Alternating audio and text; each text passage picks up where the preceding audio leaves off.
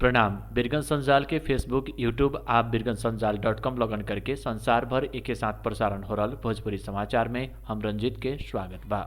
शिक्षा विकास तथा समन्वय इकाई कार्यालय वीरगंज पर्सा के प्रमुख श्याम गुप्ता पर्सा जिला में एसए मर्यादित रूप में संचालन होते आयल दावी के बानी। वहाँ पड़ोसी आरा जिला आ देश के विभिन्न स्थान में व्हाट्सएप ग्रुप तैयार करके चिट चोरावे वाला काम भइला पर भी पर्सा जिला में ऐसा ना भइल दावी के बानी। अभी तक की परीक्षा में जिला से एगो मात्र मोबाइल आ 3 गो स्मार्ट घड़ी बरामद भइल बतौले बानी। वहाँ मोबाइल फोन मार्फत चिटिंग ना भइल दावी के बानी।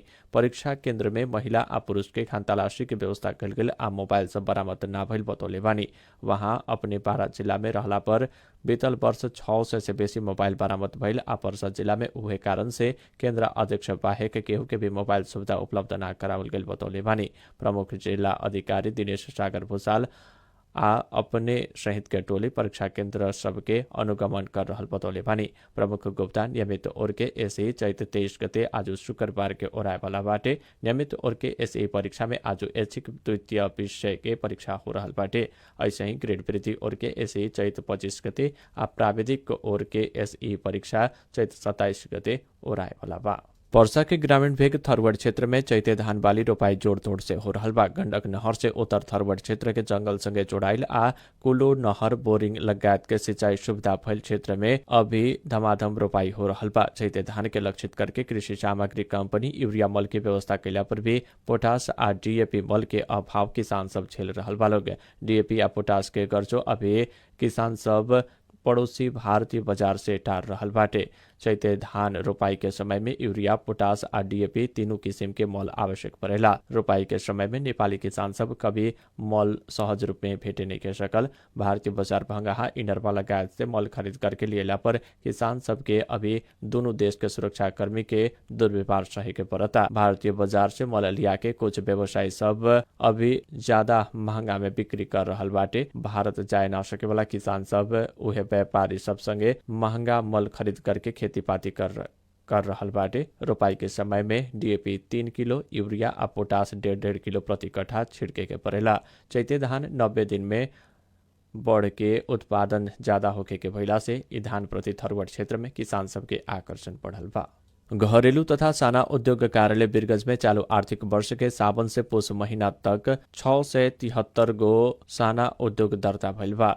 ई अवधि में 16 गो उद्योग के नाम संशोधन, 37 गो उद्योग के नाम सारी, 25 गो उद्योग के ठाउँ सारी, 5 गो उद्योग के वातावरण परीक्षण, 125 गो उद्योग के पूंजी वृद्धि कैल गेल घरेलू तथा साना उद्योग कार्यालय वीरगंज के प्रमुख धनंजय सिंह बतौले बानी।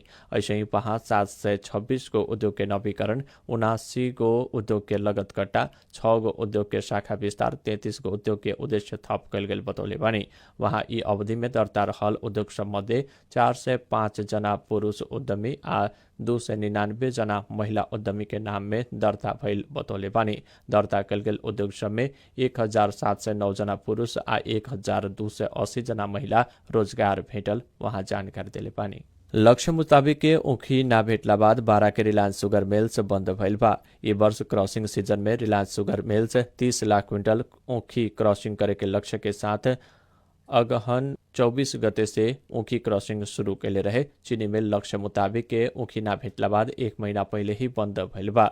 मिल क्रॉसिंग शुरू करे से पहले ही सर्वेक्षण के आधार में लक्ष्य निर्धारित कैला पर भी ऊखी किसान सब और चीनी मिल में ऊखी के बिक्री कैला बाद ऊखी अभाव के कारण चीनी मिल प्रशासन चीनी मिल बंद करे के पड़ल कह के अवस्था आयल चीनी मिल प्रशासन के कहनाम रहल बा। बीतल अगहन 24 गते से इस सीजन में क्रॉसिंग शुरू कैला एने जमा 23,64,000 क्विंटल ऊखी क्रॉसिंग करके 1 महीना पहले ही बंद भइल बा। ए वर्ष बारा आ पर्सा के 7,980 जना किसान कुल 9,300 बीघा में ऊखी खेती कैले रहे। जेमे किसान बिक्री कैल ऊखी के पैसा 1 अरब 32 करोड़ 52 लाख 20 हजार रुपया भुगतानी कर चुकल मिल जनौले बा।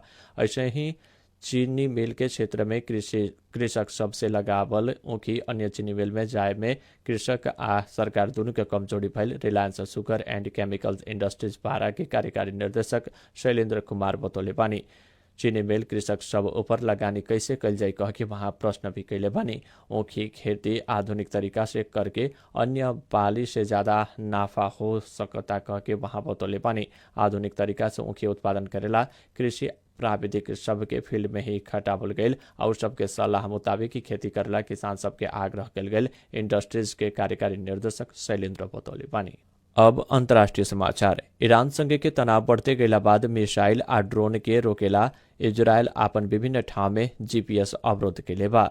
ईरान बीतल सोमवार के सीरिया में रहल आपन वाणिज्य दूतावास भवन में इजरायल से आक्रमण भइला बाद बदला स्वरूप वहां आक्रमण तीव्र बनावे के संभावित जोखिम के मद्देनजर करते प्रणाली अवरोध कैल बतौले बा। सोमवार के आक्रमण में ईरान के एक वरिष्ठ जनरल सहित 13 जना के जान गल रहे। इजरायल डिफेंस फोर्सेज IDF लड़ाई इकाई में काम करे वाला सेना के खातिर सभी विदा रोके के घोषणा कैल BBC जनौले बा। इजरायली अधिकारी सब आज मुस्लिम पवित्र महीना रमजान के अंतिम शुक्रवार ईरान कड़ा कार्रवाई करे के शंका करके सुरक्षा व्यवस्था बरियार बना रहल खबर में उल्लेख रहल बा। ईरान में ई दिन में प्राय पैलेस्टीनी समर्थक इजरायल विरोधी प्रदर्शन होते आयल बाटे। ऐसे कालवे से ही इजरायल के मध्य भाग में GPS प्रणाली अवरोध करके ईरान के विस्फोटक पदार्थ आ हथियार सेट करेला असफल बनावे के प्रयास भइल खबर में उल्लेख रहल बा। युद्धग्रस्त प्रमुख शहर सब तेल अवीव आ जेरूसलम के नागरिक स्थान देखावे के एप्लीकेशन सब प्रयोग में समस्या आ रहल बतौले बा। अब खेल समाचार। भारत में चल रहा SMS friendship cup T20 cricket श्रृंखला में आज नेपाल आ बरोडा बीच खेल हो रहा बा। खेल गुजरात में नेपाली समय मुताबिक दोपहरिया 2:45 बजे शुरू होखे वाला बा। इससे पहले नेपाल लगातार तीसरका जीत निकालते एक खेल पहले ही फाइनल में पुग चुकल बा। परसों बुध के भइल खेल में नेपाल गुजरात के 8 रन से हरवले रहे। इससे पहले के खेल में नेपाल बरोडा के 27 रन आ गुजरात के 8 विकेट से हरवले रहे। T20 क्रिकेट श्रृंखला के फाइनल खेल परसों इतवार के होखे वाला बा। बिरगंज संजाल के भोजपुरी समाचार अभिला इतना ही। ताजा और समसामयिक समाचार के खातिर बिरगंज संजाल के फेसबुक, यूट्यूब आ बिरगंजसंजाल.com से जुड़ल रही। प्रणाम।